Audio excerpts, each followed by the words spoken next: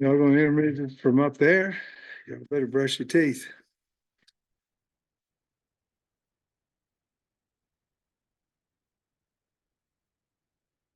So the scrimmage format, hi guys. Scrimmage format is just like it always is, which you guys, I don't know if you've ever been to one. I think you have, but um so we had six kickoffs, ones, twos, and threes, twos apiece. We had seven punts. The ones went three, two, and one. Ones, twos, and threes that way. We had nine field goals, five and four, one and two. Uh, we start the scrimmage 1-0 versus 2D, then the 1D versus 2-0, then the threes and threes. The next series is 1 versus 1, 2 versus 2, 3 versus 3. Then we had a third down, 8 rep, third down situational scrimmage where it's good on good, ones and twos. Then we went to red area, and that's good on good, ones, twos, and threes. And then we went to low red, good on good, ones, twos, and threes. And then we had a 2-minute situation, 42 seconds, one timeout, minus 44. And that was with the ones and twos. The ones did not convert that. The twos did. And I think Kyle just told you about Shipley's 51-yard field goal there to win the game at the end for the offense. So I thought the offense started extremely fast. Ones and two offense started extremely fast. Defense won a lot of situations. I felt like they came back in the second half. I talked to the team after the game. We got to figure out on offense how to finish the game, and on defense we got to figure out how to start the game, because we weren't very good defensively at the beginning, and we were a lot better. Thought our run defense was a lot better after the beginning of the first two series by the ones and the twos. But I thought Taylor Green was on point. I'm very, very pleased with Singleton. He's playing well there with the twos. And quarterback wise, I thought we had a really good day. And they've got great leadership of the team, of the offense. And so to be honest with you, is very few penalties. I don't think the offense had but an illegal procedure until late in the scrimmage. I think the first one there was with the threes. Very clean there. We had about 3 PIs defensively, which in this, I don't want to make a mountain out of a molehill. We'll have to get it better, but you're talking about first team, second team, and third team playing. So overall, I thought our penalties were good. We had SEC officials, ones that have done 4 of our games, their entire crew here. So that really, really is going to help us. We're 3 weeks out from today, and that's really going to help us with those officials. And I told them to call it just like they see it. And of course, the hardest part is, figuring out whether they sack the quarterback, because the quarterback in his mind never gets sacked, and the defensive line, if they're 5 yards away from him, would automatic sack him. So that's the worst thing of the scrimmage, to have to deal with it with the head coach as the head coach.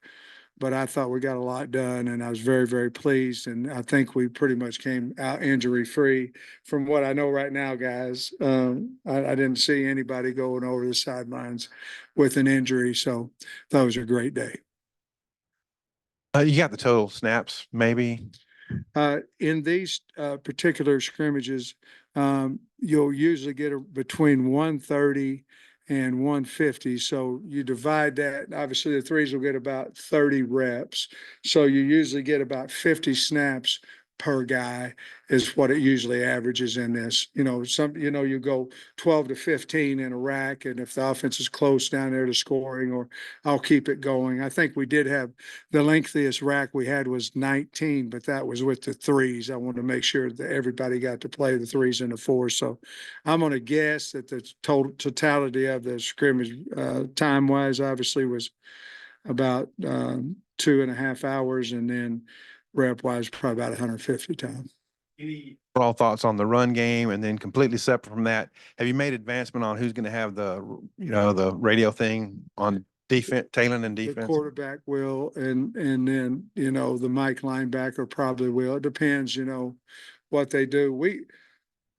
We haven't found, to be perfectly honest with you, that the communication, because we're signaling everything, or he's going to have to signal on defense. We haven't found that communication is necessarily a plus for us defensively. Offensively, it certainly is, and we've tried it, but that would be the Mike linebacker. It would be, or Story would have it on. I know you just got off the field and haven't watched the film, but is there anybody that jumped out at you, that individual that you think that maybe surprised you? I thought Satagna, he made some big plays out there. I thought he made some big plays out there. As soon as you ask me the question, I'll tell you who didn't play today. But Gums made some plays. Braden Russell's a load. Rodney Hill, I'm really proud of him.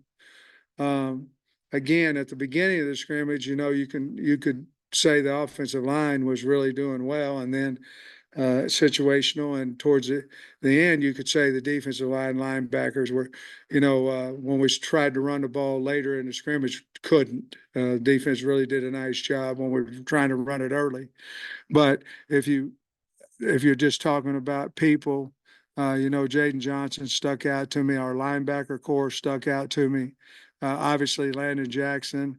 Cam's a little beat up in the hip, Cam Ball, but Landon Jackson's really, really good player. I mean, and Kiwi Rose made a lot of plays today, just off the top of my head.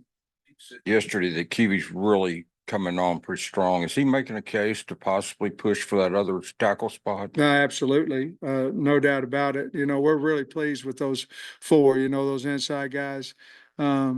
Ian Griffard made a really good play, first play. I think, didn't we run it the first play of the game? I think no, we play action, threw it to Satagna for about 50 or 30 or 40, whatever it was. But the first play Ian was in there, we ran, and he had a 2-yard tackle for loss, and he showed up. He's got to. I'm really pleased with all our guys and effort and all that, but we got to find the fourth inside D tackle. We got to find the fourth defensive end. I mean, that's what we've got to do. And so we'll get the tape, but to answer your question, that's what I saw. Let me say this, guys. That Devin Bell, man, he can punt the ball. I mean, he punted it 3 times a day, and I don't know what he averaged. Maybe it was over 50, I promise you. And every one of them was a fair catch. I mean, the guy, well, one of them he kicked out of bounds, but it was 50-something yards out of bounds. And then the other 2 were fair catch. He's had a phenomenal camp. Anybody get held out or limited today? Yeah, I can just go down. I was anticipating this. Pat Kuda's got a back, so we're resting it. We've rested it for a few days. We feel like we'll get him back. I'm not positive. It may be another week. It may be another week and a half, but we feel good that we're going to get him back. Joffrey Brown, we held him today. That was us. He's had some knee surgeries and things, and we've been holding him some in practice as well. So that was a neat deal. Luke Brown is going to have a trim on his cartilage that he had worked on before. So that was 2 days ago. John Hill, Luke has, Anton Junekaj, and Marquise Robinson are out with concussions, and they've all been out different times. So depending on when they get back, I think Anton was the first one, so I anticipate him being back this coming week. Cuddy or Marquise would be the next one, and then Luke's was just recent, and John Hills was just recent.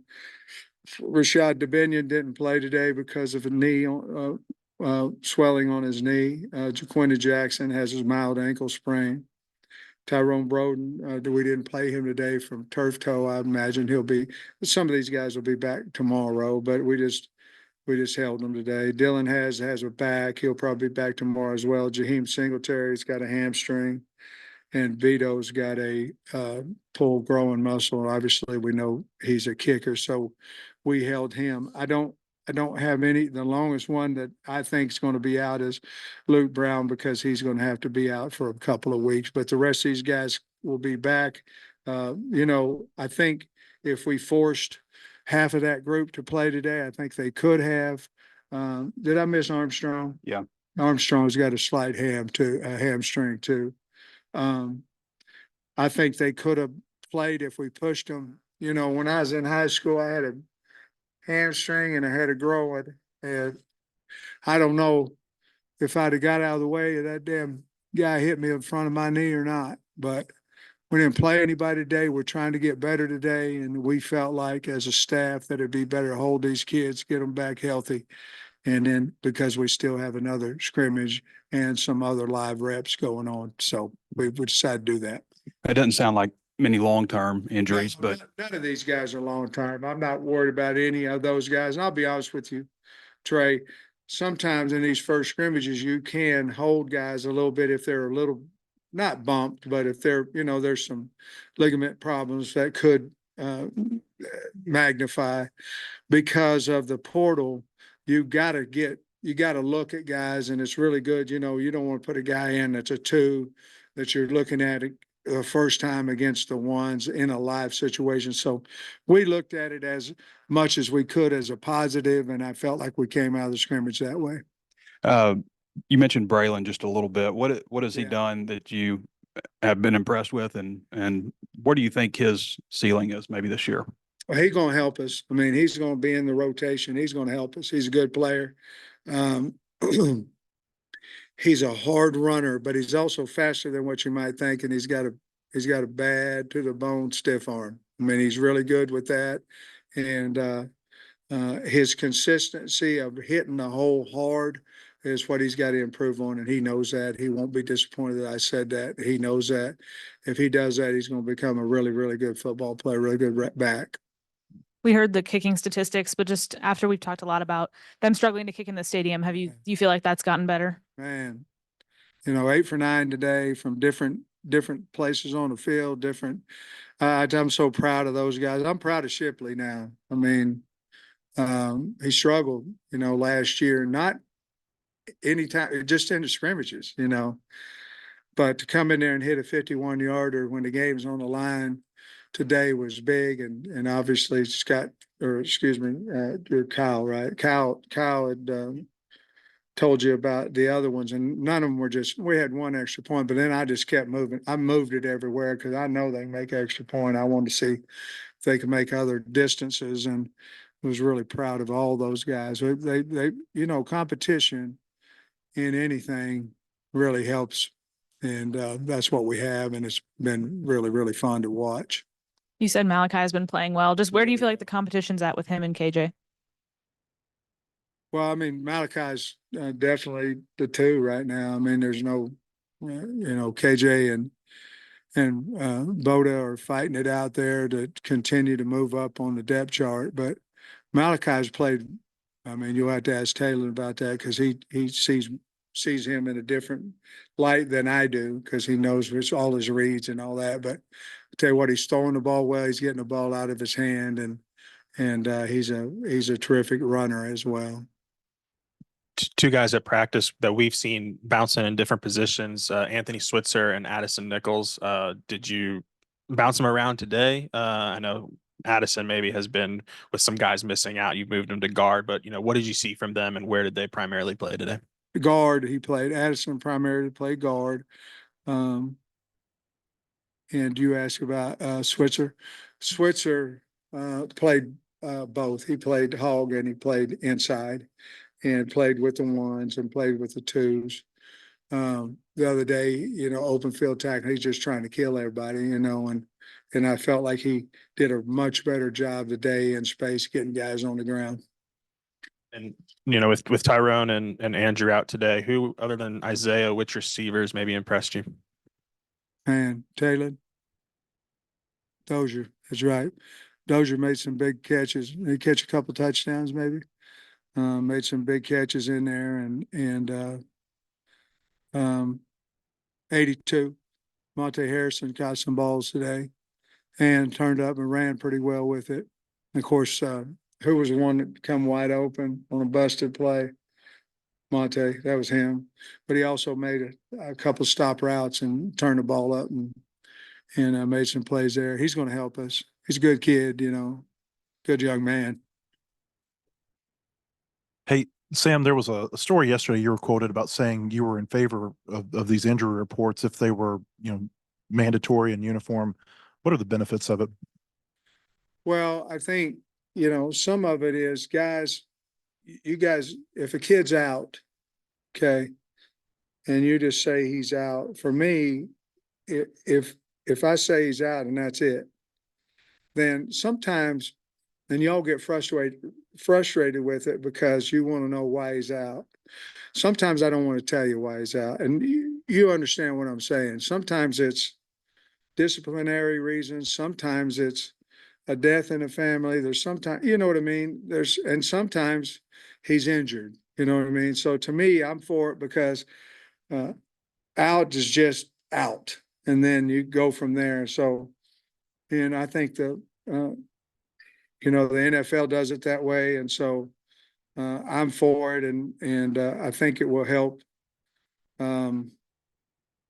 especially with quarterback situations, you can't say, well, I don't know. I mean, if he's out, he's out, and you've got to say it, so I'm all for it. And I'm all for it because there's sometimes even guys legality why we can't talk about why we're not playing a kid, and it just makes it to me a lot more cut and dry, a lot more easier, a lot easier on me to not worry about getting sued or something too. And then I've got a question for you about Talon. I know he's sitting right here next to me, but what did you think you were getting from Talon and what did you get? Not what we got, to be perfectly honest with you. I knew he could throw the ball. I knew that he was fast. I didn't know the kid. The kid is more valuable than the athleticism, to be perfectly honest with you. And I tell you, I don't want to put words in his mouth, but he's not a running quarterback. He can run. He's a thrower, but he can run now. And guys that have his athletic ability a lot of times get categorized as a running quarterback. This guy's a quarterback that if you break down now, he's gonna take off, he's gonna hurt you. And but I think it's the culture, the leadership, and we got Sori sitting in here too. It's the culture and the leadership and the value that they bring. You'll never hear either one of them complain. They know that is vampire energy. They don't want that. They're tremendous team guys. But to answer your question, no, I had no idea what we were going to get in him that we've got. No idea. I don't know that you can, but it's been very, very special. Going back to Nichols, how y'all have been bouncing him and Wiggins kind of back and forth between center and guard. Have you determined like maybe Nichols is better at guard when Wiggins is at center, or is that still kind of like a work in progress, kind of figuring that I out? think if we started right now, fair question. I think if we started right now, it would be Nichols at guard and Wiggins at center. And Monte Harrison, his name keeps getting brought up this fall. Has it surprised you at all that he's been able to come right in after 10 years away from football? Not if you really look at his body, his athletic ability, and even you go back to his high school tape. Again, you got to look at the kid after that. I mean, talent. That's what's frustrating about talented kids. If they can't get the job done because they're talented, then there's something going on up here that's keeping them off of the field, whether it's work ethic, whether it's attitude, whether it's whatever. This guy, I knew he was very talented. I didn't know him, but I had a high recommendation from a guy I love that told me that he's a wonderful person, and he was right about that. So I probably thought he would progress hoping about what he has. Talked to you about this yet, but just with the rule change that removed the limit on the number of coaches you can have, basically, just do you have plans for staff changes with that? How has that kind of changed practice? But not right now because the rule changed, right when we had our staff. Maybe in the future you look at some other opportunities there. But I tell you what it's helped us with is, you know, when they allow you to have 120 in camp and you can two spot, you got guys on the other field that have been coordinators at D2, 1AA, have been, you know, that guys were using, where you were using their brain, where now we can use them to actually coach on the field. So I think the benefits come more from individualized teaching, but it also comes from you can get extra reps for your developmental guys, not your ones and twos. They're going to have the same amount of reps, but for your developmental guys and the coaching, like Miles got down there coaching the quarterbacks on the two field. I think there's so much benefit from that, and that's why we two spot a lot. And I think that allows us to do that, and it's going to allow us to develop our team faster, in my opinion. Hey, Sam, I think Kyle said you guys had 7 kickoffs. You said Vito was out. I was wondering who handled kickoffs. That's a good question. Who handled kickoffs? Devin Bell. And who was the other guy? Shipley didn't do it, right? Who? Oh, yeah. Vondermeeden. Yeah, and I know Devin, he kicked. Bell won the kickoff job in the spring now when everybody was healthy. Okay. And He can boot it. then now this is a little different, but I was talking to Chris Buckham yesterday. He said he really appreciated, I guess, you and Charlie Williams getting Roger Stone at his thrower into pro day. He said you don't just get to walk off the street into that, but he's probably going to do track. Did you? I know you're focused on Can you track. believe that? I just wonder if you knew what he The did. freaking Olympics in the discus and set it, what an Olympic record. The guy's incredible. You know, he's coming in here, man, I'd like to play football. The dude's an Olympic discus throw. I said, you need to go out there and keep chunking that thing. My Lord, congratulations to him. And Bucky and all them. Man, that's incredible. Gold medal guy out there running around trying to make somebody's team in the NFL. Did you know that, guys? That guy that worked out in pro day won the Olympics in the discus. That's crazy. It's unbelievable. Coach, there's some optimism around the program from a lot of people, I think, including you, but how much is Bobby Petrino contributed to that optimism? I mean, Well, I think he was automatic bringing optimism to the program when we hired him, you know, because of the success he had here as a head coach. I love Bobby. He's done a really good job helping me with. I run him, Travis. I run a ton of stuff off of him, and usually it's I think we should do that. And sometimes it's what do you think about this? What do you think about that? But the thing that Bobby brings to our program is just, and Travis as well. Bobby brings that swag to the program. He brings that belief of our players. They believe in whatever he says that it's going to work, and the schematics of how it's going to work. They believe that he knows all the answers for that. And there's a lot to be said about that when you're coaching kids and they're not questioning how you're coaching them. They're going, if he tells me something and I do it like he says with my athletic ability and my mind, it's going to work. And I think that he has a very unique way with people. And I think, I think Taylor could probably answer it better than me, but that's how I feel the kids see him. Yeah, did you change your access policy for high school coaches this year, this camp? I don't think so. We just closed everything down, and then I'll have a guy maybe that has a player in here and that call me, and I've never said they can't come. Closed is closed, and then somebody will call me and we'll certainly let them come to practice. All right, guys.